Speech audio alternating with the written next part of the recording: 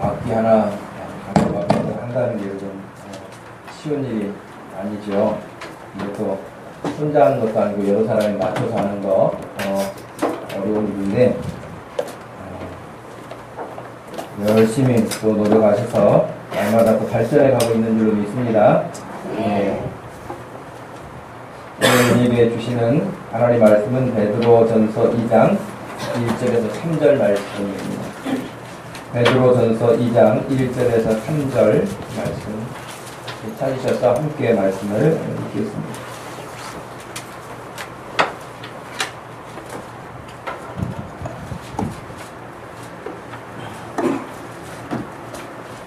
베드로전서 2장 1절에서 3절 말씀 찾으셨으면 읽습니다. 그러므로 모든 악독과 모든 기만과 외식과 시기와 모든 비방하는 말을 버리고 갓난 아기들 같이 순전하고 신령한 젖을 사모하라. 이는 그로 말미암아 너희로 구원에 이르도록 자라게 하려 함이라. 너희가 주의 인자하심을 맛보았으면 그리하라. 아멘. 오늘은 우리 믿음의 종합검진이라는 주제하에서 신령한 양식에 대한 부분들을 생각해 보겠습니다.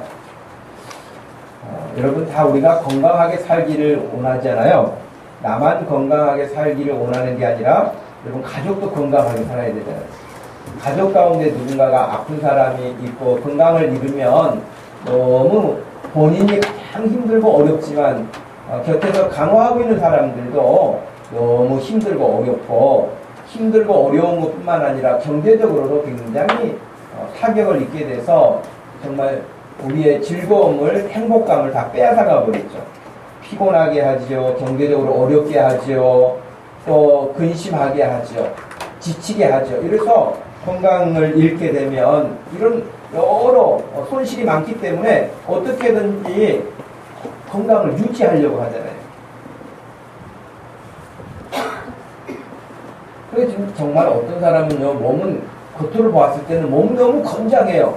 건장한데 정신이 온전치 못한 사람, 이런 경우를 보면서 야, 건강하다 그렇게 말하지 않잖아요. 몸이 아픈 데는 없어요, 여러분. 그래서 우리가 정신과라고 하는 진료 과목이 따로 있잖아요. 정신과. 어제도 창대교회에서 행복학교 이렇게 진행하는데 참여하시는 분 가운데 이제 의사 부부가 있는데 이제 자기들 세계에서 이제 이렇게 친구들 사이에서 이야기를 하는데 정신과 담당하는 또 의사가 있다 그래요. 근데 그 친구가 하는 말이 요즘에 왜 그렇게 정신적으로 문제 있는 사람들이 많은지, 그리고 너무 사람들이 거칠어졌다는 거예요. 거칠어지고 가족 간의 관계 속에서 사회생활을 하는 그 관계 속에서 너무나 지쳐있기도 하고 스트레스가 극대화되기도 하고 난폭해져서 생각보다 뉴스에 나오는 어떤 것들보다도 더 심각한 상담들이 많다는 거예요. 정신과에. 그리고 그 정신과 상담을 의뢰하는 사람들의 그 횟수도, 사람들도 점점 더 늘어나고 있다는 거예요. 그러니까 여러분, 몸은 어디가 배가 아프거나 다리가 뼈가 어디가 부러졌거나 뭐 이런 큰 질병이 있거나 그런 게 없는데 모든 신체는 건강해. 신체는. 그런데 그 정신이 건강하지 못해서 결국 문제가 되는 거잖아요. 우리 그리스도인들은 정신이라는 말보다는 영혼이라는 표현이 더 적절한 표현으로 생각을 하지요. 여러분, 성경에서 보면 사람이라고 하면 이 몸, 흔히 말하는 육체만 보고 사람이라고 하지 않습니다. 그렇죠? 여러분, 육체만 보고 사람이라고 할까요? 물론 죽은 사람을 보고 죽은 사람이라고 말해요. 그렇죠? 죽은 사람이라고 말하지만 또 다르게 말하면 사람이라고 이제 표현하는 것에서 시체라고도 표현하는 거죠. 죽어있는 사람을 정상적인 사람에게서 분류하죠. 그죠? 왜 사람이라고 정상적으로 옆에 있는 사람 누구누구에게 말하듯이 그렇게 말하지 않고 시체라고 그렇게 말을 하고 또 사람이 죽게 되면 거리감을 두게 될까요? 그렇게 되는 가장 근본적인 이유는 그 사람의 몸에서 영혼이 떠났기 때문이죠. 그 사람의 몸에서 영혼이 떠나버린 상태는 정상적인 사람이라고 상대하지 않죠. 그런데 여러분, 죽은 사람과 교류하는 사람들도 있어요. 그런 사람들은 대부분 뭐예요? 정신이상자들이에요. 죽은 사람하고 교류하는 사람들이 있거든요. 그 사람들은 정상적인 사람들이 아니에요. 여러 영역에서. 여러분, 죽은 사람만 찾아다니는 사람도 있어요. 희한한 사람도 있죠. 이 정신세계에 보면 우리가 생각해보지도 못했던 그런 부류의 사람들도 꽤 있습니다. 문제는 저나 여러분이나 사람이라고 했을 때는 이 보이는 몸도 있지만 우리 눈에는 보이지 않으나 영혼도 있을 때의 사람, 정상적인 사람이라고 말해요. 그럼 몸도 있고 영혼도 있는데 이제 다 조건을 갖추고 있는데 거기에 더 다른 것은 건강성을 가지고 있느냐에 따라서 건강한 사람과 병든 사람도 분류해요. 몸이 건강한 사람일 수도 있고 영혼이 건강한 사람일 수도 있는데 둘 중에 하나가 에러가 생길 수도 있어요. 분명히 창세기 2장 7절 말씀에서는 하나님께서 사람을 먼저 흙으로 지으셨다 그렇게 말씀을 하셨거든요. 그리고 흙으로만 지으셨을 때는 사람이 걸어다닐 수도 없었고요. 대화할 수도 없었고요. 그냥 형태만 있었던 거예요.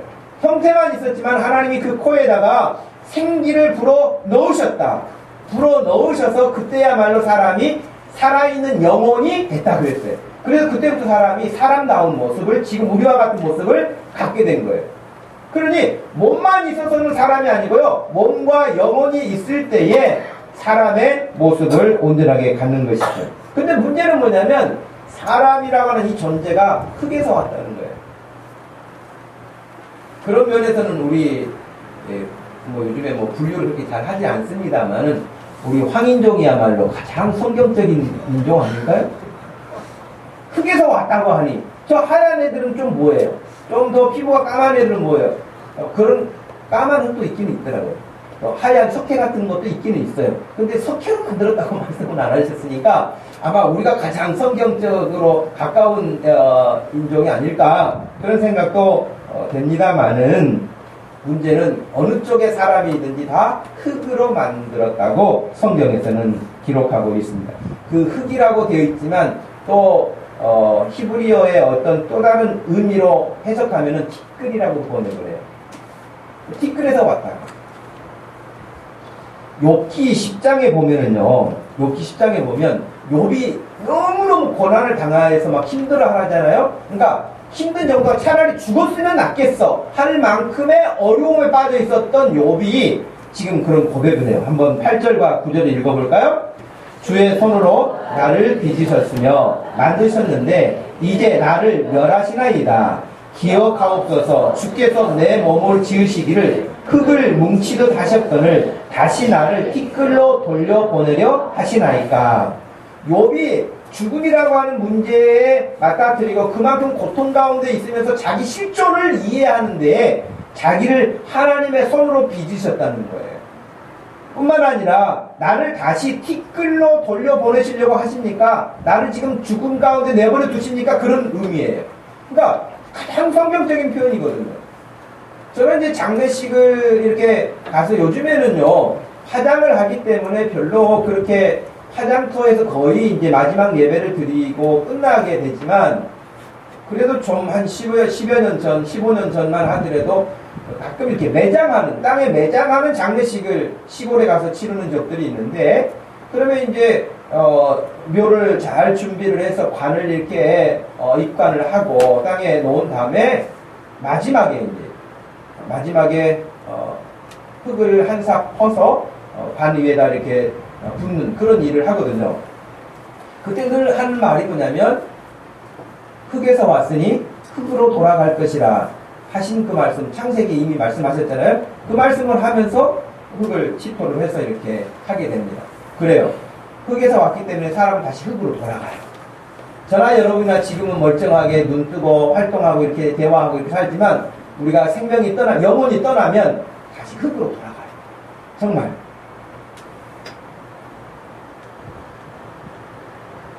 욥기 33장에 가면 그 엘리후라고 하는 사람이 욥에게 와서 막 이제 이야기를 해요. 욥에 대해서 그 냉정하게 생각해봐라 어떠라 이렇게 하면서 이야기를 하는 중에 이런 이야기를 합니다. 한번 33장 3절 이하의 말씀도 읽어보겠습니다. 나는 지금 진지하게 말하고 있습니다. 나는 진실을 말하려고 합니다. 하나님의 영이 나를 만드셨고 전능하신 분의 입김이 내게 생명을 주셨습니다. 대답하실 수 있으면 대답해 보시기 바랍니다. 토론할 준비를 하고 나서시기를 바랍니다. 보십시오. 하나님이 보시기에는 어른이나 나나 똑같습니다. 우리는 모두 흙으로 지음을 받았습니다. 엘리후라고 하는 사람이 욥에게 와서 하는 표현이에요. 그런데 이 창세기의 말씀과 전혀 다를 바가 없어요.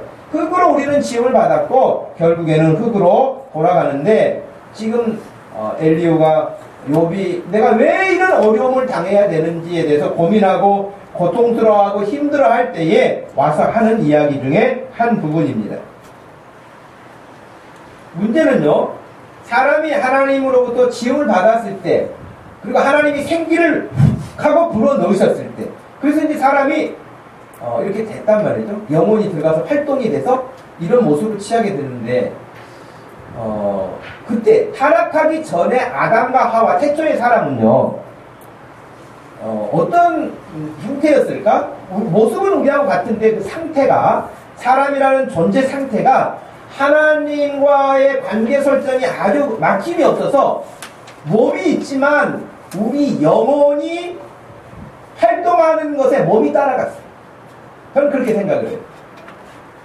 영혼이 하나님을 향하고 하나님과 가까워지고 하나님과 대화를 하고 하나님의 말씀을 따라서 하나님이 주신 것들을 누리면서 행복하고 즐겁게 살 수 있는 그런 영혼의 기능이었단 말이에요.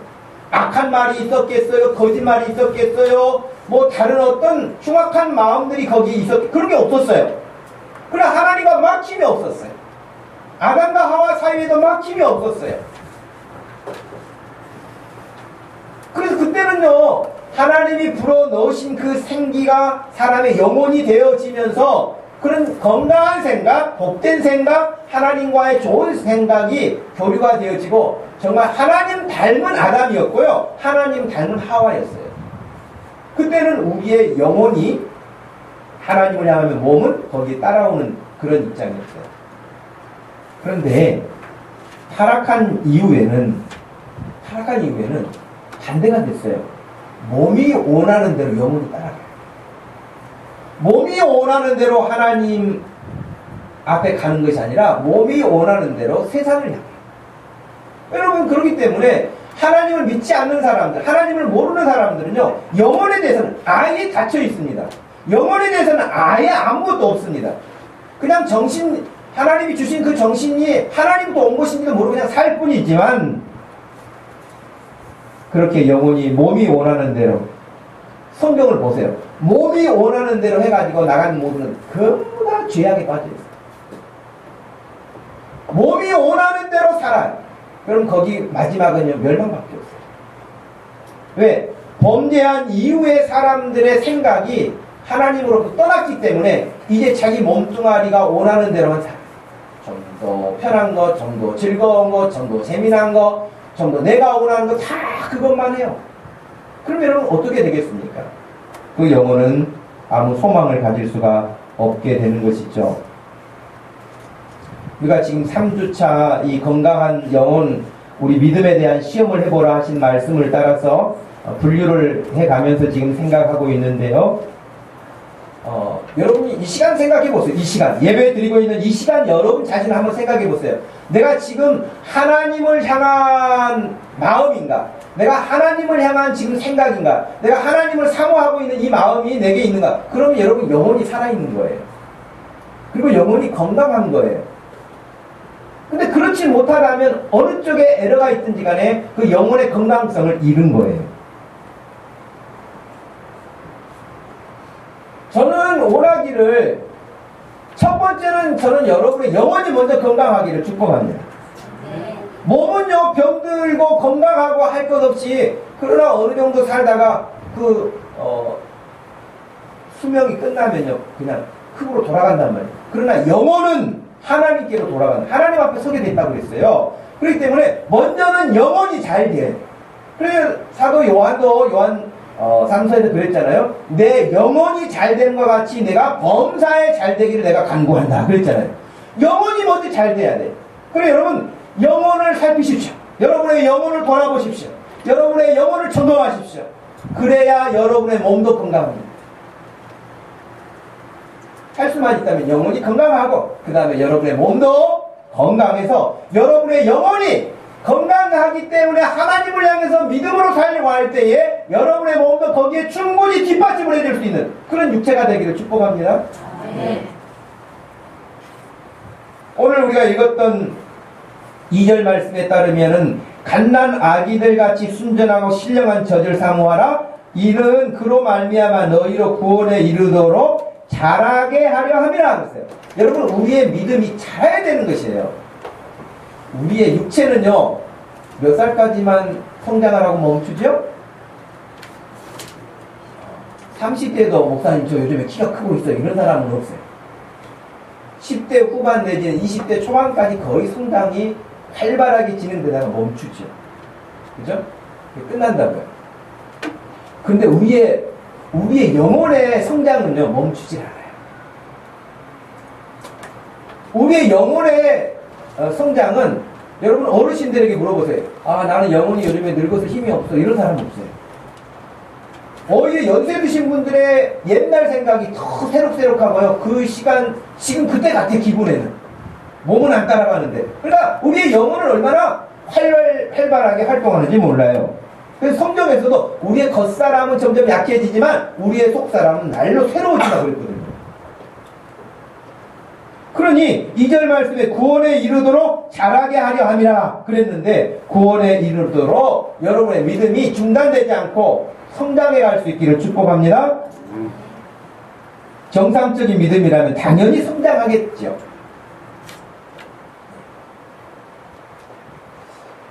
제가 우리가 여름에 이제 지금까지 상추를 막 맛있게 먹었잖아요. 근데 이제 막 진드기가 생겨가지고 상추가 다 이제 못 먹게 돼서 다 지금, 없앴어요. 그리고 이제 올해는 이모작을 해볼까 해서 이제 상추를 다시 심어보려고 이제, 여러분 커피 먹고 버린 종이컵들에게 다 모아가지고 거기다 이제 씨를 제가 지난주 한 4일 전에 심어놨거든요. 제가 봄에 씨앗을 뿌렸을 때는 그 씨가 올라오는데 거의 한 달이 걸리더라고요. 근데 지금은요, 3일 됐는데 벌써 싹이 올라왔어요. 근데 그게 건강하게 잘 클지는 모르겠어요. 그냥 이렇게 막 겉자라듯이 자라버려가지고 안 될지는 모르겠는데, 어쨌든 싹이 나왔다는 거예요. 그 싹이 나왔다는 이야기는 뭐예요? 그 씨앗에 생명이 있다는 거예요. 여러분 상추 씨를 보시면요, 상추 씨는 이런 알갱이가 아니에요. 거의 바람 불면 훅 날아가 버리는 그런 정도 먼지같이 생겼어요. 근데 그걸 심으면 어떻게 거기서 올라올까? 생명이 있기 때문인 거예요.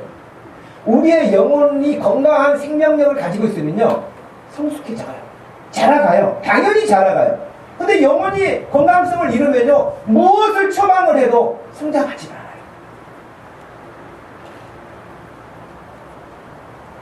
사실 저는 여러분에게 영혼의 건강 검진을 여러분 하십시오 이렇게 말할 자격이 좀 없어요.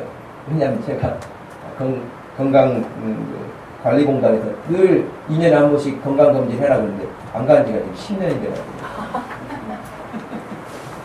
내가 여러분의 영혼의 건강검진을 늘 하십시오 이렇게 말하기가 조금 자신이 없어요. 아이고 목사님은 뭐 건강검진도 안 하시면서 근데 영혼은 늘 건강검진을 하고 있어요. 근데 이런 건강검진을 가서 하게 되면은 이제 뭐 혈압부터 시작해서 혈액 분류를 하고 다 검사를 해서 뭐가 안 좋다, 뭐가 좋다, 몸을 더 노력해야 된다, 뭔가는 끊어야 된다, 줄여야 된다, 운동해야 된다 등등등 이렇게 말을 하잖아요. 그죠? 에이 뭐 병원 건강검진 가면 늘 의사들 하는 말이 뭐 그렇지. 그리고 무시하게 되면 어떻게 돼요? 점점 건강은 악화되죠. 그 나중에는 당뇨가 오면 여러분 맛있는 사과를 보고도 그냥 침만 꼴깍꼴깍 넘어갈 뿐이지 두 쪽 이상 못 먹게 해요. 당도가 있기 때문에. 여러분 맛있는 것도 못 먹어요. 건강 잃으면. 그러니 건강활동 잘 유지하시고 맛있는 것도 맛있게 드시기를 축복합니다. 맛있는 거 맛있게 먹을 수 있는 거 여러분 얼마나 즐거운 일인지 몰라요. 그러니 우리의 영혼도 마찬가지인 거예요. 우리의 영혼도 검진을 하면 다 나와요. 증상이. 어떤 사람은 기도가 부족하고요. 어떤 사람은 말씀이 부족하고요. 어떤 사람은 헌신이 부족하고요. 어떤 사람은 또 우리 눈에 보이지 않는 세밀한 부분까지 부족한 것들이 많아요. 검진하면은. 그런데 지금 이 말씀을 전하는 시간을 통해서 말씀이 거울과 같다고 하셨으니까 우리가 말씀 앞에 딱 서면 내 영혼 상태가 보여요. 아, 내가 요즘에 뭐가 부족하구나. 아, 이 말씀에 비춰보니까 내가 이런 부분이 약하구나. 이런 것들이 다 보인단 말이에요. 그런데 놀랍게도 예배당 문을 나서는 순간 깨끗하게 안 보이는 거예요. 그는 일주일간 다르게 살다가 또 오면은 내가 그랬지. 이것을 매번 무한 반복. 무한 도전이 아니라 무한 반복을 하면서 그냥 사는 거예요. 그는 성장하지 않으니까 굉장히 힘들어요. 성장하지 않으면서 믿음 생활 하려면요, 그 굉장히 인내심이 필요해요. 왜냐하면 내 믿음이 성장해가지고 뭔가를 할 수 있는 능력이 돼야 되는데 나이는 할 나이가 됐기 때문에 사람들이 다 눈치로 저 사람이 저 할 나이가 됐는데 근데 할 능력이 없어요. 그러니까 능력 없는데 그거 하려면 얼마나 힘듭니까? 근데 성장을 해가지고는요 쑥쑥 할 수가 있어요.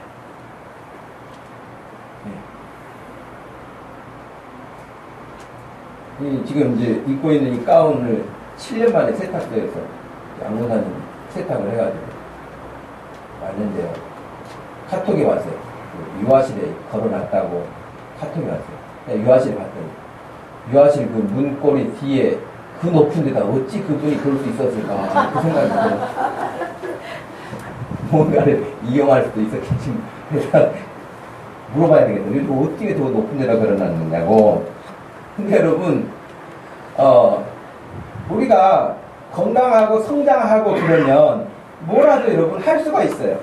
근데 어린아이에게 그걸 하라고 하면 어린아이가 의자를 놓을 수도 있고 다른 걸 놓을 수 있는데 뭔가를 늘 보조를 받아야 돼. 도움을 받아야만 해. 자기 스스로 할 수가 없어. 성장하지 않으면. 그러니까 여러분의 믿음이 여러분 잘 자라잖아요. 그러면 교회에 무슨 일이 보여요. 내가 할 일도 보여요. 그리고 그 일을 하는 것이 힘들지 않고 즐거워요. 여러분의 믿음이 그런 믿음 되기를 바라요. 근데 여러분 그런 믿음이 안 되면은요, 집사님 이것 좀 해, 이건 해야 되지 않겠어, 기도해야 되지 않겠어, 너무 힘들어. 왜? 그 능력이 없는데 그걸 자꾸 해야 되니까. 여러분 한번 생각해 보세요. 아, 나는 요즘에 기도가 너무 잘 돼. 아, 나는 이런 일을 하는데 너무 즐거워. 그러면 여러분 믿음이 건강하게 성장하고 있다는 증거예요. 근데 그렇지 않다면 점검이 필요하겠죠.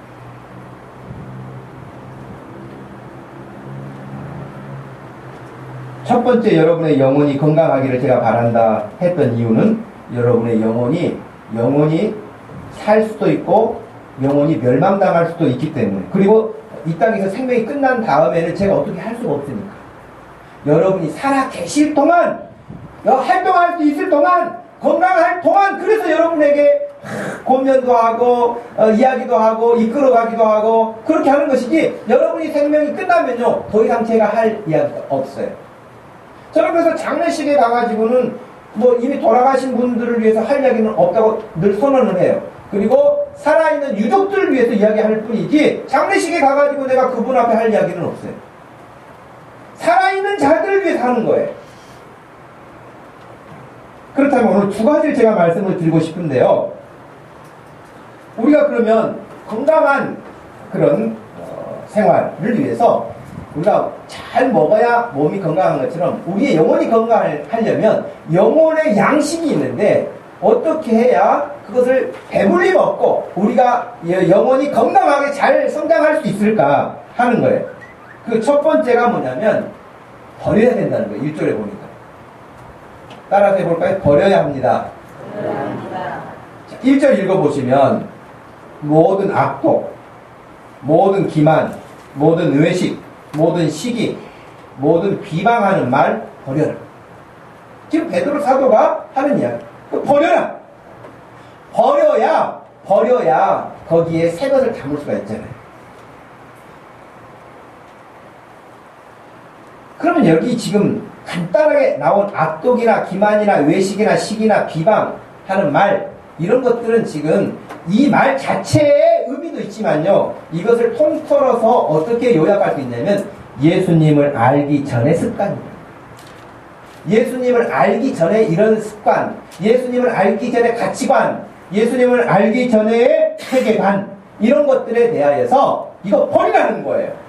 이거 버리지 않으면 새로워지기가 어려워요.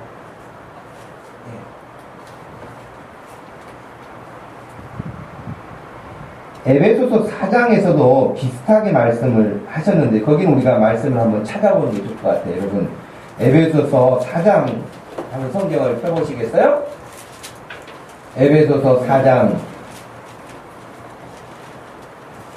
22절 말씀 25절까지, 22절에서 25절까지 한번 먼저 읽어보겠습니다. 너희는 유혹의 욕심을 따라 썩어져가는 구습을 따르는 옛 사람을 벗어버리고 오직 너희의 심령이 새롭게 되어 하나님을 따라 의와 진리의 거룩함으로 지으심을 받은 새 사람을 입으라. 그런즉 거짓을 버리고 각각 그 이웃과 더불어 참된 것을 말하라. 이는 우리가 서로 지체가 됩니다. 31절. 너희는 모든 악독과 노함과 분냄과 떠드는 것과 비방하는 것을 모든 악의와 함께 버리고, 버리는 데까지만 여러분 버리라. 우리가 믿음 생활을 방해받는 가장 큰 이유가 뭐냐? 옛 습관을 버리지 않는 것에서 오거든요. 버럭버럭 화를 잘 내는 경우. 저도 사실은 화를 잘 내요. 제가 왜 화를 내는가 생각을 해보니까요, 상대방 기준이 아니라 내 기준에 맞지 않기 때문에 화가 나요. 내가 원하는 대로 되지 않으면 화가 나요. 그래, 너무 내가 원하는 주관적인 생각에 빠지지 않도록, 그래서 사람이 상식이라고 하는 것을 같이 갖는 거잖아요. 나도 인정하고 너도 인정할 수 있는 그런 상식, 그런 상식선에서도 무너지면 화가 나요. 여러분도 그렇죠? 네. 그럼에도 불구하고 상식선에서도 무너지는데도 불구하고 화를 다스릴 수 있는 사람이 되어야 하죠, 우리가. 그런데 여기 보면 버리라고 하는 것들 가운데는 정말 우리가 유익하지 않기 때문에 버리라고 하는 것들인데, 한마디로 옛날 예수님을 몰랐을 때 살던 그냥 그 습관 빨리 버리라. 그리고 새롭게 하라고 우리에게 말씀하십니다. 여러분, 베드로전서 1장으로도 한번 가보시겠어요? 베드로전서 1장에 가시면 똑같아요. 사도 바울이나 베드로나 야고보나 뭐 할 것 없이 누구나 다 똑같이. 왜? 하나님이 말씀하시는 거니까 기록자들만 다를 뿐이지 똑같아요.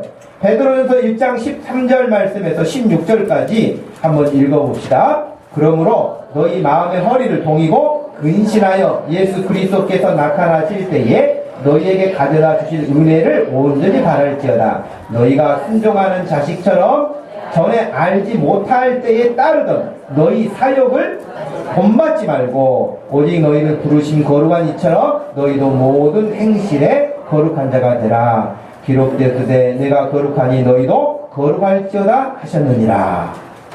전에 알지 못할 때에 따르던 너희 사욕을 본받지 마라. 여러분 한번 생각해. 오늘 이 시간에 한번 생각해 보세요.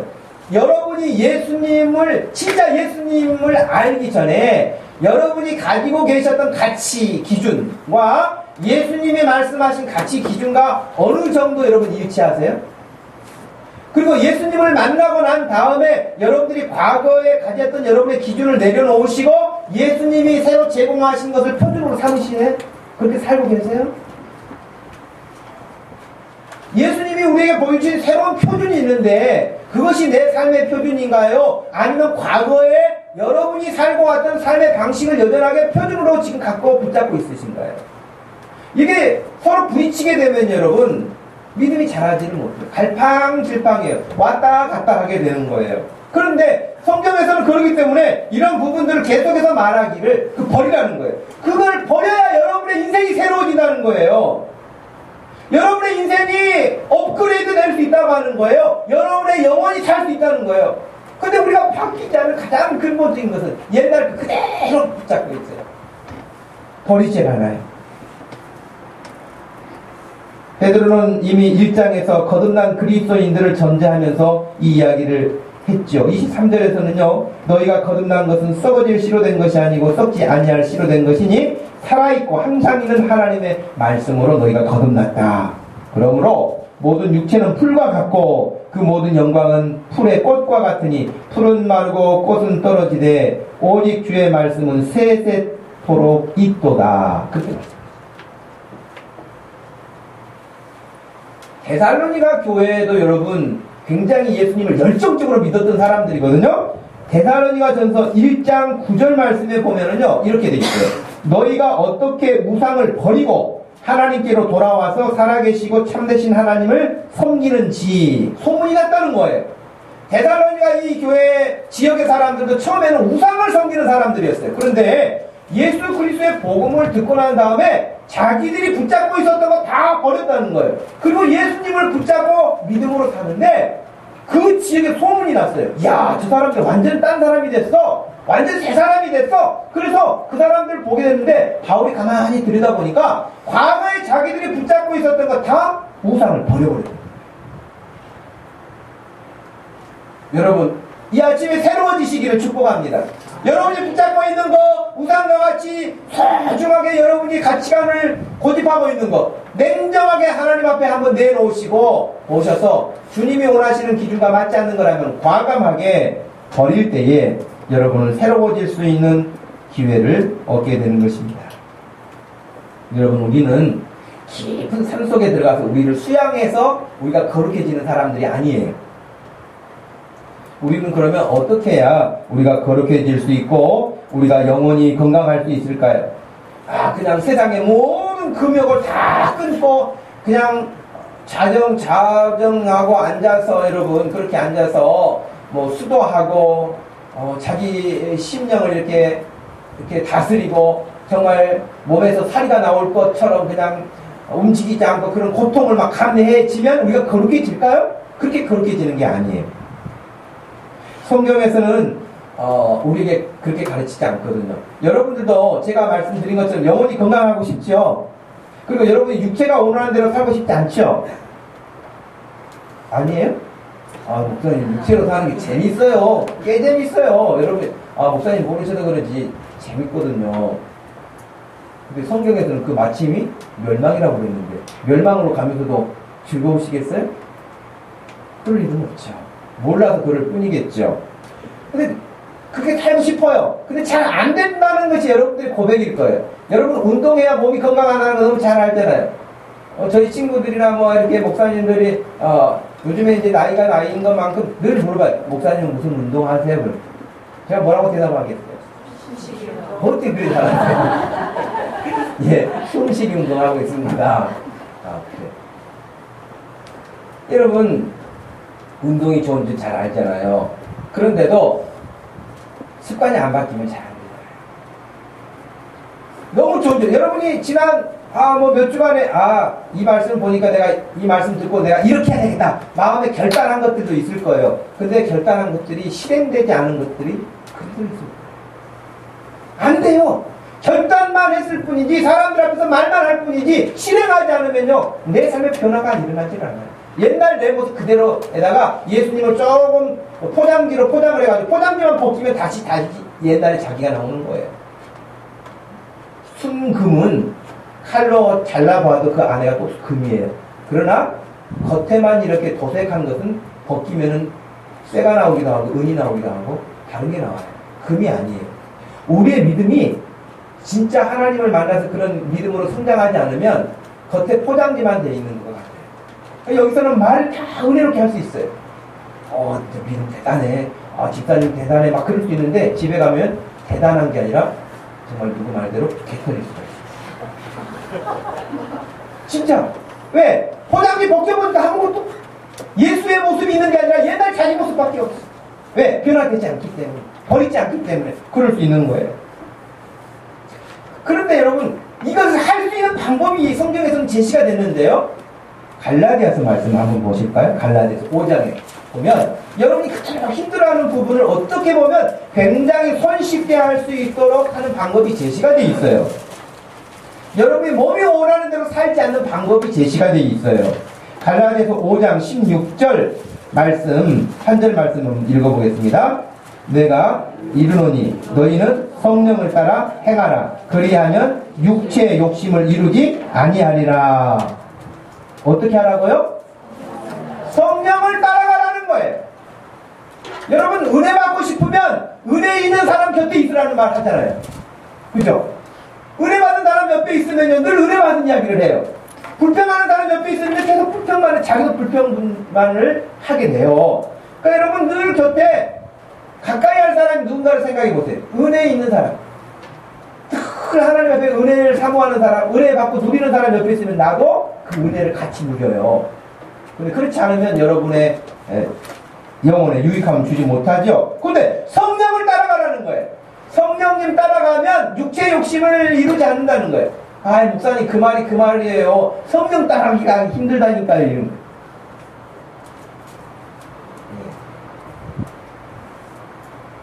성령을 따라가라. 우리는 우리 스스로 돌을 닦는 사람들이 아니기 때문에 성령님을 따라가면 어두움은 여러분 빛이 나타나면서 그냥 사라져요. 어두움을 막 감춰놓기 위해서 막 이렇게 하지 않아요. 빛이 그렇게 깜깜한 밤이었다가도 아침에 해가 올라오면 깨끗하게 어둠은 사라져요.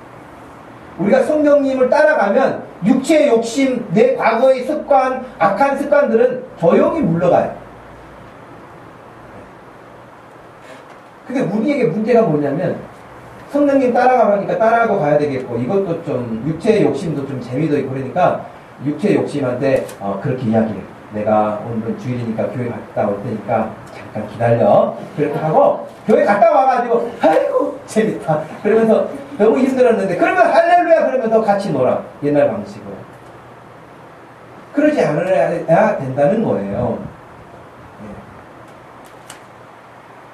또 한 가지 두 번째는 뭐냐면 영의 양식을 사모하라는 거예요.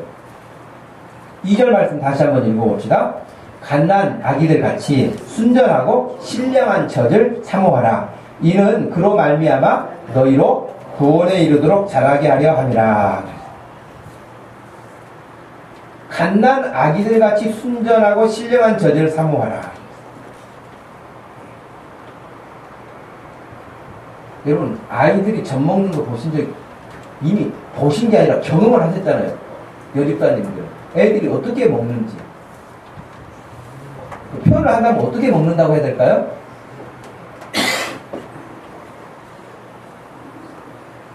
제가 봤을 때는 죽기 살기로 먹어요. 한마디로. 뭐 아무것도 가린 거 없어요. 엄마 표정, 엄마 컨디션 전혀 상관하지 않아요. 집안 살림 전혀 상관하지 않아요. 애가 엄마 생각하면서 오늘 우유 사기는 좀 어렵겠죠. 그러면 500ml만 주세요. 이런 애 봤어요? 그런 애 없어요. 아이들이 젖 먹는, 이 갓난아이들이 젖 먹는 걸 보면 정말 자기만 생각하면 죽기 살기로 먹습니다. 그래야 그 갓난아기의 수준을 벗어나요. 그렇게 먹어야 벗어나는 거예요. 일찍 갓난아기 때 철 들어가지고 부모님 생각하고 그런 아이는요, 성장이 더디지 않겠어요? 그런데 성경에서 우리의 영혼이 자라려면 갓난아이가 젖을 사모하는 것처럼 하나님의 은혜를 사모하라는 거예요. 하나님의 말씀을 사모하라는 거예요.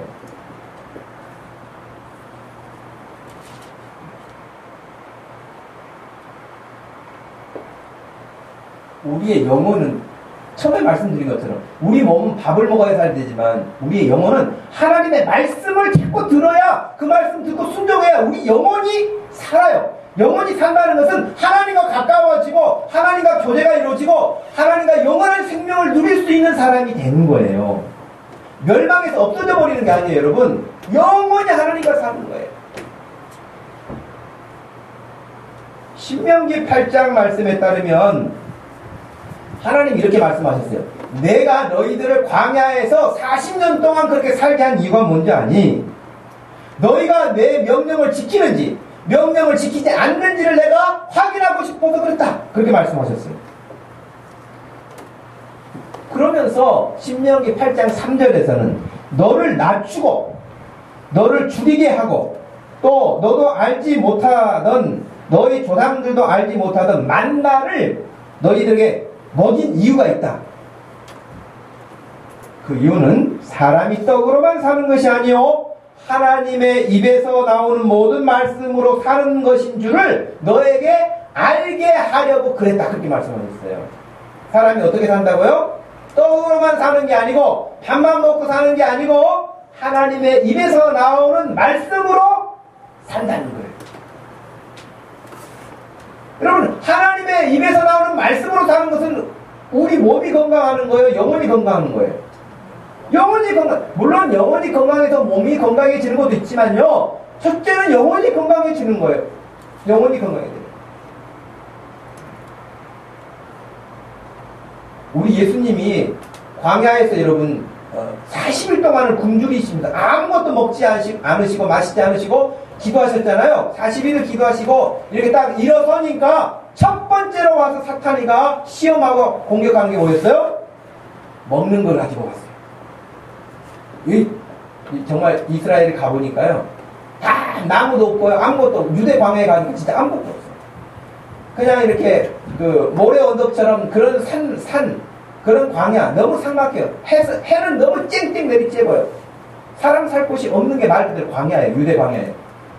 근데 거기서 40일을 아무것도 드시지 않고 금식하고 기도하고 돌아오시니까 사단이가 지금 예수님에게 가장 필요한 것이 먹는 것일 거라고 생각을 해서 너 눈에 지금 많은 돌들이 보이지 않는, 네가 하나님의 아들이라면 이 돌들로 떡이 되게 해서 먹어라, 이런 유혹을 하지 않습니까? 그때 예수님이 하셨던 대답이 신명기 8장 3절 말씀을 인용하신 거예요. 사람이 떡으로만 사는 것이 아니고 하나님의 입에서 나오는 말씀으로 살 것이니라고 사단의 그 유혹을 물리치셨죠. 여러분도 이런 믿음 되기를 축복합니다. 여러분, 아담과 하와가 무너진 이유가 뭐예요? 사단이가 와가지고 너 이거 먹어, 하나님 먹지 말라고 했지만 먹으면 너도 하나님처럼 돼. 하나님처럼 됐습니까?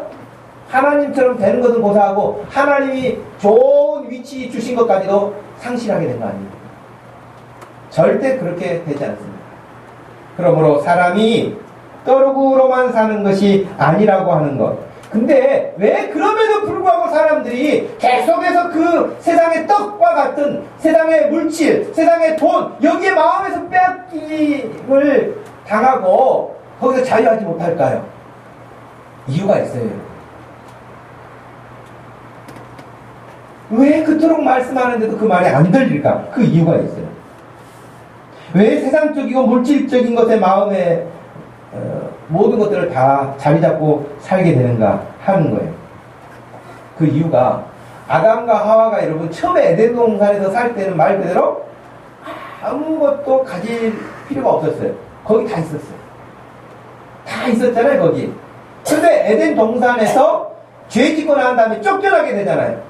쫓겨난 다음부터 어떻게 됐어요? 모든 거 자기가 막 수고해야 돼. 예, 하나님도 그렇게 말씀하셨어요. 네가 수고하고 땀 흘려야 먹고 산다. 그러나 너는 범죄했기 때문에 흙에서 지음을 받았고 너는 다시 흙으로 돌아갈 것이다. 그러셨거든요. 그러니까 사람이 에덴 동산에서 쫓겨나온 다음에는요, 모든 게 불안한 거예요. 불안하니까 이렇게 자기 것을 쌓아놔야 돼. 먹을 것이 많이 있어야 돼. 그래야 불안한 마음이 조금 사라져. 그러니까 계속해서 있는 사람은 더 이렇게 물질과 그런 것들을 요구해. 제가 주변에서 본 사람들 중에는요, 진짜 부자인데도 집이 매체된 사람이 있거든요. 여러분 TV에 가끔 그런 사람들 나오잖아요. 진짜 부자죠.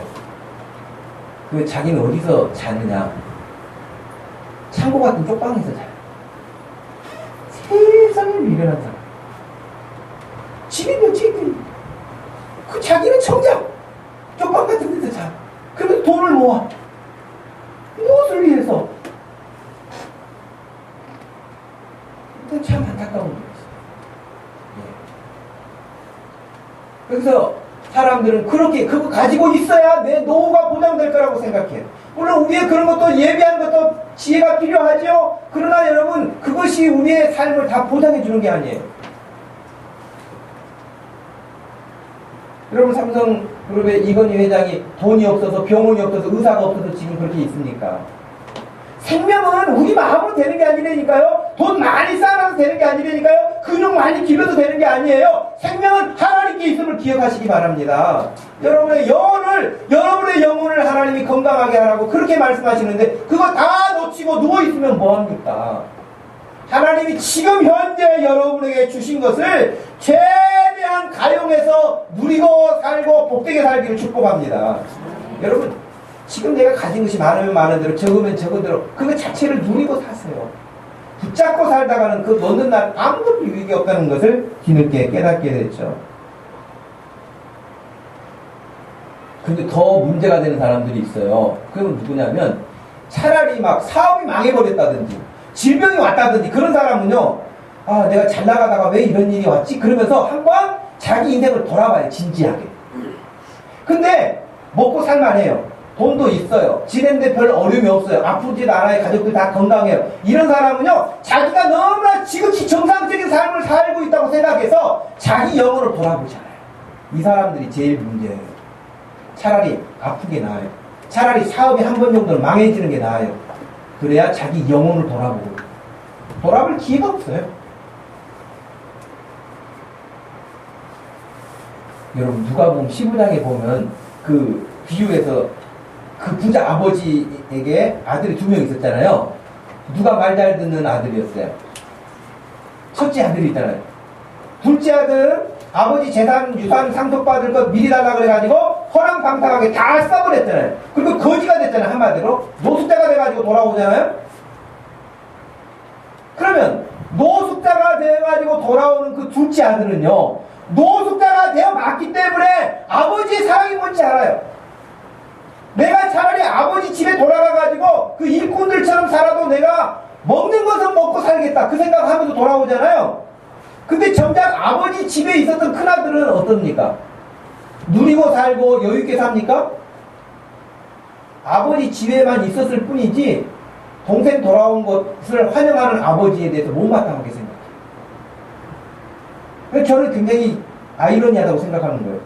말 잘 듣고 집에서 아버지 말씀 잘 순종하고 일 잘하고 그러는 것 같은데 그 아들은 자유함도 없었고요. 누림도 없었고요. 기쁨도 없었어요. 차라리 그런 아들보다는 둘째 아들이 더 나아. 둘째 아들은 한번 그런 쓴맛을 보고 아버지 이제 자기가 아들은 고사하고 난 그냥 일꾼으로 하나로 봐주세요. 나 일꾼의 하나로 한번 봐주세요. 막 아들 이런 거 내가 원하지도 않아요. 나 그럴 수도 없는 수준이에요. 그런 정도까지 됐으면 아버지가 얼마나 고맙겠어. 그죠? 비록 재산을 탕진하는 그런 어려움과 힘든 일을 만나봤지만 그는 큰 것을 깨달은 거잖아요.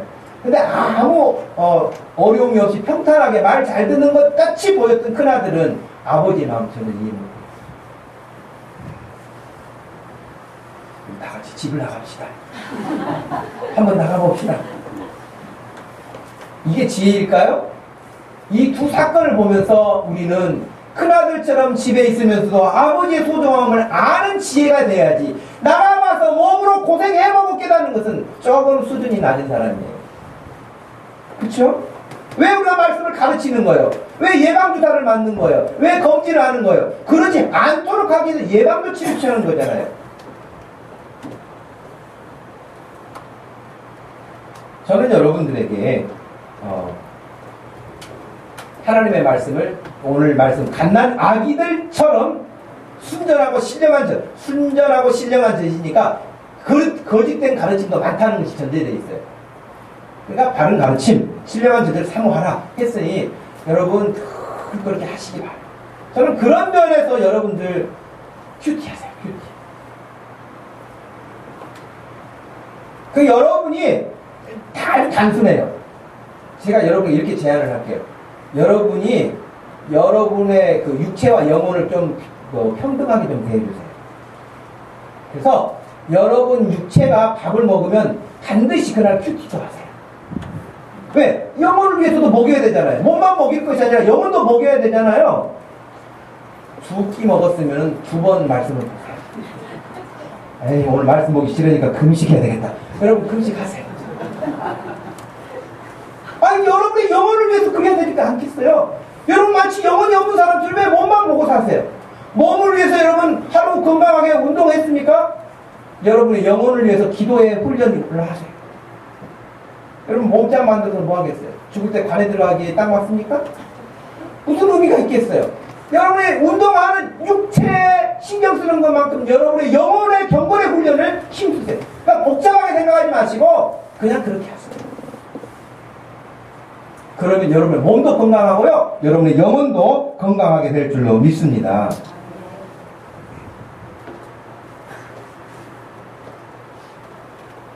한 가지만 말씀을 드린다면 여러분 요한복음 4장에 보면 예수님이 유다는 남쪽이고요. 갈릴리는 저 북쪽이거든요. 그래서 유다에서 저 북쪽으로 지금 올라가시는 길인데 사마리아를 통과하게 됐어요. 제가 그 이스라엘에서 가서 보니까 제일 쉽게 가는 방법은 뭐냐면 갈릴리하고 사해하고 그 중간에 흐르는 강이 요단강인데 그 요단강을 계곡을 따라서 쭉 올라가면 제일 편해요. 근데 예수님이 그렇게 가지 않으시고 산등성이가 있는 사마리아를 통해서 올라가시려고 사마리아를 가신 거예요. 근데 사마리아 정도 갔는데 점심때가 됐는데 먹을 게 없는 거예요. 그러니까 제자들은 배고픈 것은 또 못 참는 애들이잖아요. 기도 안 하고 쿨쿨 자는 건 잘해도요 배고픈 것도 못 참아요. 그래서 먹을 걸 구하러 그것도 때로 몰려갔어요. 12명이 다. 아마 가서 먼저 먹고 오는 애들이 있을까봐 뭐 그랬는지. 여러분 그 거북이 김밥 이야기 아시죠? 거북이들이 3명이서 소풍을 김밥을 진짜 맛있게 싸가지고 소풍을 갔어요. 소풍을 갔는데 거북이 걸음이 얼마나 힘듭니까? 정말 좋은 경치 좋은데 딱 도착해가지고 이렇게 김밥 도시락을 딱 폈는데 젓가락이 없는 거예요. 단무지가 빠진 거예요. 그래서 난감한 거예요. 이걸 어떻게 하면 좋나. 그래서 세 거북이 중에 가위바위보 해가지고 누가 한 명 가기로 했어요. 가서 젓가락하고 단무지 가지고 오기로 했는데 진짜 한 명이 이제 당번이 돼가지고 가고 두 거북이는 기다리고 있는 거예요. 한참을 기다려도 안 와. 그래, 기다리다 지쳐가지고, 야, 그냥 우리 손으로 먹자고, 딱 먹으려고 하니까 거북이가 딱 고개를 들면서, 그럴 줄 알고 내가 안 갔지? 그런 거예요. 그러니까 지금 12 제자도 밥 먹으러 지금, 밥 사러 지금 갔는데요. 12명이 다 따라간 거예요. 아마 그들 심리 가운데 그런 게 있었는지는 모르겠지만, 다 예수님만 계셨거든요. 근데 그때 사마리아 여자를 만난 거예요. 사마리아 여자를 만나서 그 여자에게 예수 그리스도께서 복음을 전하고 그 여자는 예수님 만난 것에 너무 놀라가지고 동네 가서 내가 오늘 메시아를 만났다 그러면서 막 전도하고 난리가 났어요. 그런 틈에 제자들이 먹을 걸 가지고 이제 왔어요. 와가지고 선생님 라비어 좀 드시죠 하고 먹을 것을 내놨어요. 그때 예수님이 나는 이미 먹었다. 나는 너희가 알지 못하는 양식이 있다. 그러니까 제자들이 깜짝 놀랐어요. 누가 성경의 요한복음 4장에 보면 정확히 나왔어요. 누가 먹을 것을 갖다 드렸는가? 이렇게 생각을 했어요. 그때 예수님이 하신 말씀이 나는 너희들이 알지 못하는 양식이 있다. 그렇게 말씀하셨는데 그 양식이 뭐였냐면 하나님의 뜻에 순종하는 것이 하나님의 양식이라고 말씀하셨어요. 여러분 요한복음 4장 31절에 그 사이에 제자들이 음식을 사가지고 왔고 예수님께 드리며 청하여 이르되 라비어 잡수소서 이르시되 내게는 너희가 알지 못하는 먹을 양식이 있느니라. 제자들이 서로 말하되 누가 잡수실 것을 갖다 드렸는가 하니 예수께서 이르시되 나의 양식은 나를 보내신 이의 뜻을 행하며 그의 일을 온전히 이루는 이것이니라. 할렐루야. 여러분 예수님의 양식은 하나님의 뜻을 행하는 것, 영혼의 양식이잖아요. 여러분 육체의 양식을 먹지 않으셨어도 영혼의 양식의 풍성함 때문에 금식하면서도 괴롭지 않고 금식하면서도 즐거운 이유가 그건 거예요. 하나님의 뜻을 행하면서 즐거운 이유가 그건 거예요. 배부르면 여러분 피곤해요. 위가 막 부딪혀요. 그러나 영혼의 양식의 은혜를 받으면 여러분의 영혼이 살고 몸이 춤을 추도록 즐거워요.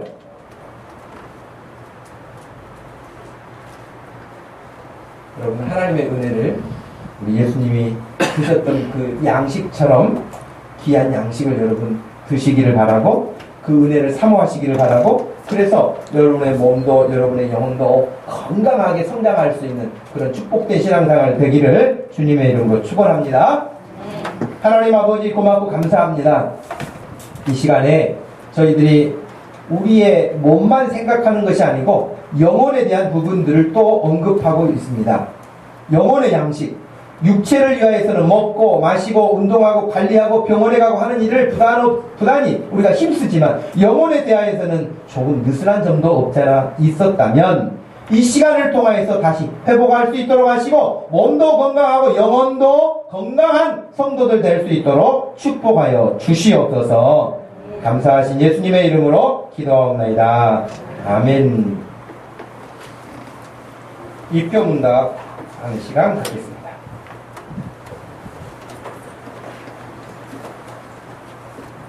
이 입교문답하는 박민희는 자리에서 일어나시기 바랍니다.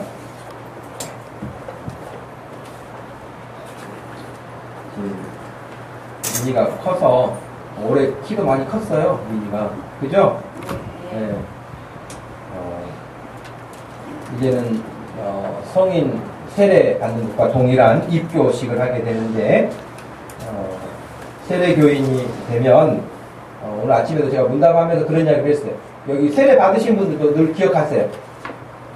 세례 받으면 해야 되는 세례 교인의 3대 의무가 있어요. 첫 번째 주일 성수. 주일이면은 다른 거 하잖아요. 철저하게 하나님께 예배 드리는 것 첫 번째. 두 번째는 11조 생활 철저하게 하는 것. 세 번째 다른 사람에게 복음 전하는 전도자로 사는 것. 이 세 가지를 늘 가르치게 되는데 민희가 그렇게 하기로 약속을 하고 그래서 입교하게 되는데 하나님께 감사헌금을 해야 된다. 그래서 일부러 그랬어요. 그 아까도 감사헌금을 그렇게 예쁘게 써가지고 한 거죠. 필요합니다. 세례 받으신 여러분들 이미 늘 그 사실을 잊지 않기를 바랍니다. 문답을 서약을 하겠습니다. 손을 들고 서약하겠습니다. 민희는 자신이 하나님 앞에 죄인인 줄 알며 마땅히 그의 진노를 받아 죽음에서 오직 하나님의 은혜로만 구원 얻을 소망밖에 없는 사람인 줄 아십니까? 민희는 주 예수 그리스도께서 하나님의 아들이심과 죄인의 구주심을 믿으며 말씀에 따라 구원하실 분은 오직 예수님이신 줄 알고 그를 믿으며 그를 의지하십니까? 민희는 지금 오직 성령의 은혜에 의지하여 그리스도를 좇아 모든 죄를 버리고 그의 가르침대로 살기로 작정하십니까? 마지막, 민희는 목동 주심교회 다스림과 시리에 복종하고 그 거룩함과 화평함을 이루도록 힘쓰기로 다짐하십니까? 네, 다 하겠다고 대답을 했습니다. 기도하겠습니다. 하나님 아버지 고맙고 감사합니다. 오늘 하나님의 귀한 우리 자녀 민희가 유아 세례를 받고 이제 이렇게 성장하여서 오늘 입교식을 하게 되었고 문답에 예라고 모든 성도들 앞에서 고백을 했습니다. 하나님, 이제 더 성장하고 성숙한 믿음으로 세워져 갈 수 있도록 귀한 딸에게 큰 은혜와 믿음을 더하여 주시옵소서. 또 교회 앞에서도 하나님의 나라 앞에서도 더 자랑스럽고 복된 사람으로 세워져 갈 수 있도록 하나님 은총을 베풀어 주시옵소서. 감사하신 예수님의 이름으로 기도하옵나이다. 아멘. 공포합니다. 벌써 앉았어요. 일어나서 황민희는 이제 오늘 입교식에 서약을 하고 모든 사람들 앞에서 그렇게 공포를 한 것처럼 약속을 한 것처럼 대한예수교 장로회 목동 주심교회 입교인 된 것을 성부와 성자와 성령의 이름으로 공포하노라. 아멘. 예. 이제 박민희는 그냥 주대원이 아니라 목동 주심교회 정회원이 된 것입니다. 여러분 축하 박수 드리겠습니다. 자리에 앉으세요. 우리 이제 성찬식을 앞에 두고 앞에 두 분 나오셔서 모두 준비해 주시고요. 229장 1절 2절 우리 찬양을 드리고 성찬식을 진행하도록 하겠습니다. 229장 1절과 2절만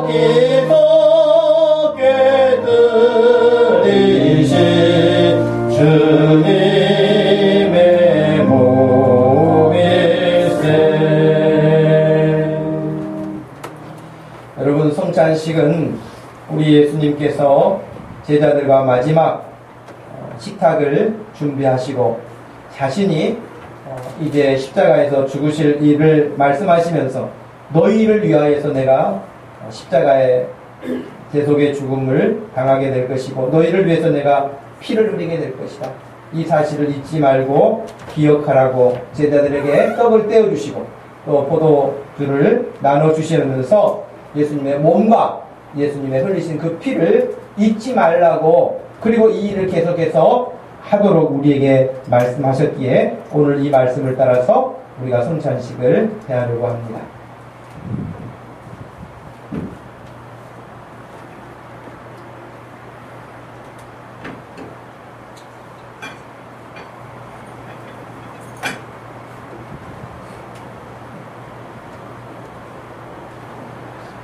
우리 주님이 제자들에게 떡을 떼어 주시면서 너희를 위하여 찢기는 나의 몸이라 그렇게 말씀하셨습니다. 여러분, 이 떡을 대하실 때에 그저 세례 받았으니까 성찬식에 참여한다라는 생각보다는 나를 구원하시기 위해서 예수님이 대신 십자가에서 달리신 그 일을 기억하시고 묵상하시고 이 떡을 대하실 수 있기를 바랍니다. 기도하겠습니다.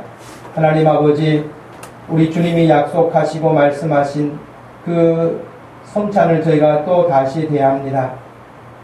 나 같은 자가 무엇이라고 구원하시기 위하여 십자가 위에서 고통당하시고 철저한 죽음을 맞이하시기까지 몸이 상하고 찢기신 그 일을 생각할 때 어떻게 제가 주님 앞에 살아야 할지 또다시 생각하지 않을 수 없습니다.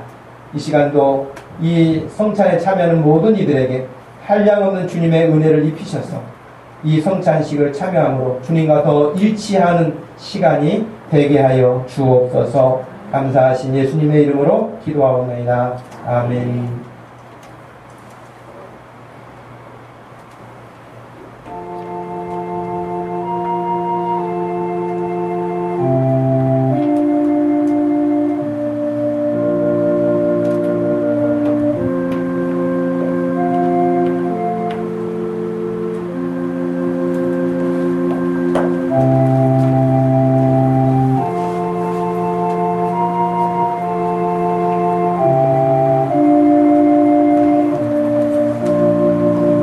내가 너희에게 전한 것은 주께 받은 것이니 곧 주 예수께서 잡히시던 밤에 떡을 가지사 축사하시고 떼어 이르시되 이것은 너희를 위하는 내 몸이니 이것을 행하여 나를 기념하라 하시고 식후에 또한 그와 같이 잔을 가지시고 이르시되 이 잔은 내 피로 세운 새 언약이니 이것을 행하여 마실 때마다 나를 기념하라 하셨으니 너희가 이 떡을 먹으며 이 잔을 마실 때마다 주의 죽으심을 오실 때까지 전하는 것이니라. 그러므로 누구든지 주의 떡이나 잔을 합당치 않게 먹고 마시는 자는 주의 몸과 피에 대하여 죄를 짓는 것이니라. 사람이 자기를 살피고 그 후에야 이 떡을 먹고 이 잔을 마실지니 주의 몸을 분별하지 못하고 먹고 마시는 자는 자기의 죄를 먹고 마시는 것이니라.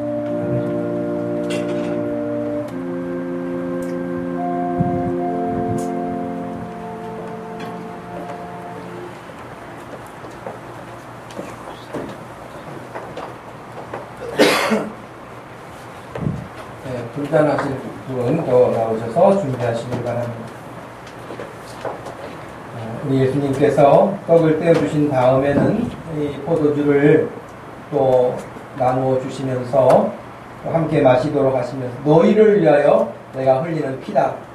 구약에서는 자기 죄를 용서받기 위해서 동물을 잡아서 제사를 드렸지만 예수님이 마지막으로 자신을 몸으로 흘리신 피로 우리 죄를 구속하신 약속입니다. 이 잔을 대하는 세례받은 모든 사람들이 모두가 다 예수님의 피로 죄가 용서받고 구원받고 하나님의 백성 되었기에 이 언약을 생각하면서 다시 한번 우리가 이 잔을 대하기를 원합니다. 하나님 아버지, 나를 위하여 흘리시고 우리를 위하여 흘리신 예수 그리스도의 보혈을 말씀하신 대로 기억하기 원합니다. 그리고 주님, 우리를 구원하신 선하신 뜻에 따라 살기를 소원합니다. 이 시간 이 잔을 대하는 모든 이들에게 우리 주님이 말씀하신 그 내용이 그대로 증거되고 전달되고 또 우리 주님과 하나 될 수 있도록 은혜를 베풀어 주시옵소서. 감사하신 예수님의 이름으로 기도하옵나이다. 아멘.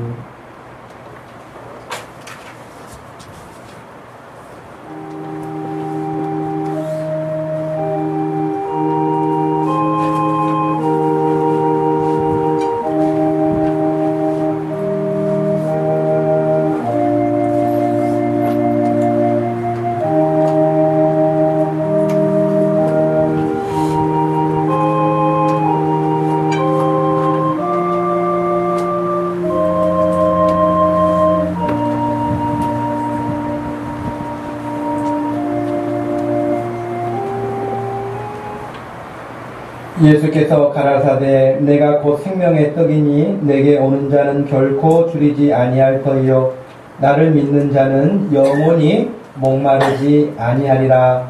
나는 하늘로서 내려온 산떡이니 사람이 이 떡을 먹으면 영생하리라. 나의 줄 떡은 곧 세상에 생명을 위한 내 살이로라 하시니라. 내가 진실로 진실로 너희에게 이르노니 인자의 살을 먹지 아니하고 인자의 피를 마시지 아니하면 너희 속에 생명이 없느니라. 내 살을 먹고 내 피를 마시는 자는 영생을 가졌고 마지막 날에 내가 그를 다시 살리리니 내 살은 참된 양식이요 내 피는 참된 음료로다.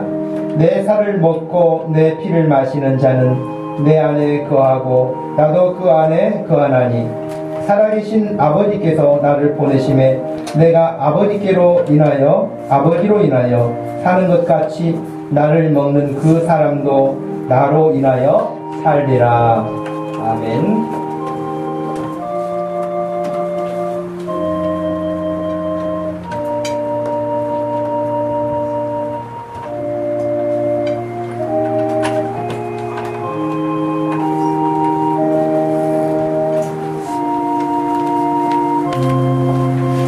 우리가 주님 흘리신 십자가의 그 보혈을 생각하고 이 성찬에 참여하는 것은 내가 성찬에 참여하기 이전에 죄악되고 하나님 앞에 합당하지 못했던 모든 것들을 십자가에 못 박고 이제 다시 새롭게 주님 앞에 약속하고 주님이 나를 위해서 대속의 죽음을 당하신 것처럼 나 역시 주님 앞에 그와 같은 믿음으로 살겠습니다 라고 하는 다짐이고 약속이고 언약이기도 합니다.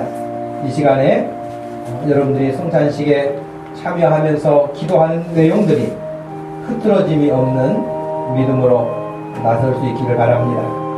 우리 다같이 아까 드렸던 찬양 4절 5절 9절만 찬양하겠습니다.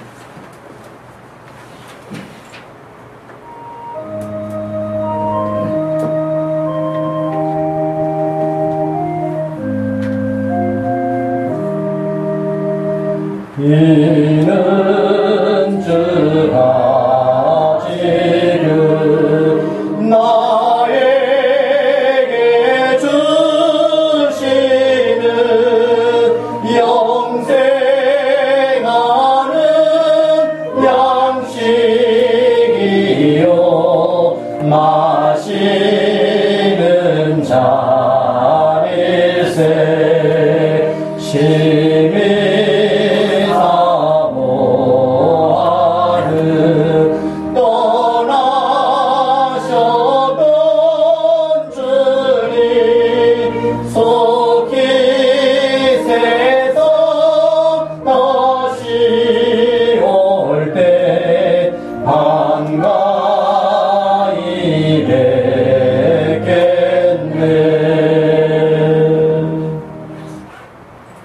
하나님 아버지, 우리 주님이 성찬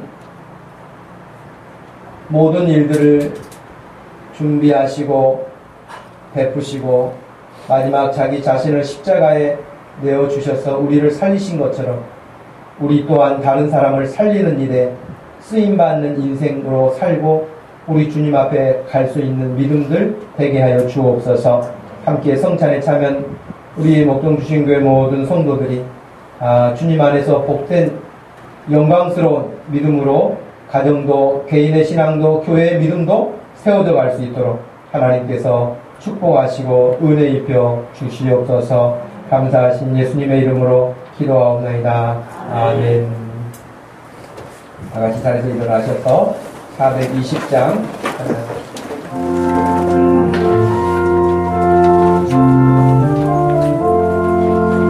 너 성결기 위해 늘 기도하며 너 주 안에 있어 늘 성경 보고 온 형제들 함께 늘 사귀면서 일하기 전마다 너 기도하라. 너 성결기 위해 내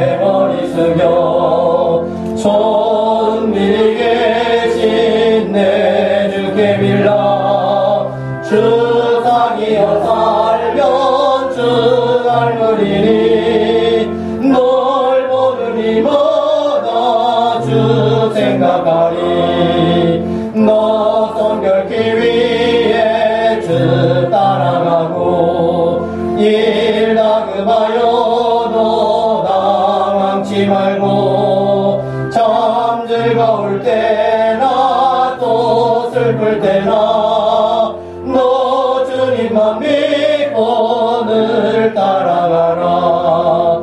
너 성결케 위해 늘 기도하며 내 소원을 주께 다 맡기어라.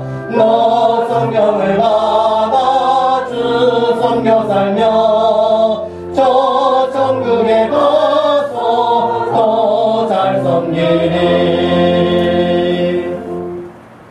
지금은 우리 주 예수 그리스도의 구속의 은혜와 우리 하나님 아버지의 사랑과 성령 하나님의 위로 교통하심이 오늘 함께 예배하며 성찬에 참여하며 함께 주님을 섬겨나가기로 마음에 작정하고 결단하는 모든 성도들 머리 위에 지금부터 영원토록 함께 계실지어다. 아멘.